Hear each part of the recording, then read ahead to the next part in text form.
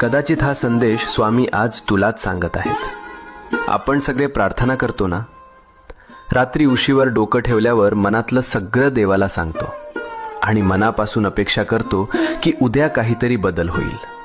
पण जेव्हा काहीच होत नाही तेव्हा मनात प्रश्न येतो, स्वामी ऐकतात का खरंच? ऐक, स्वामी नेहमी उत्तर देतात. फक्त उत्तराची वेळ आणि भाषा आपल्याला लगेच कळत नाही. जेव्हा काही आपल्या भल्यासाठी असतं तेव्हा स्वामी हो म्हणतात. जेव्हा ते आपल्याला दुखवणार असतं तेव्हा स्वामी नाही म्हणतात.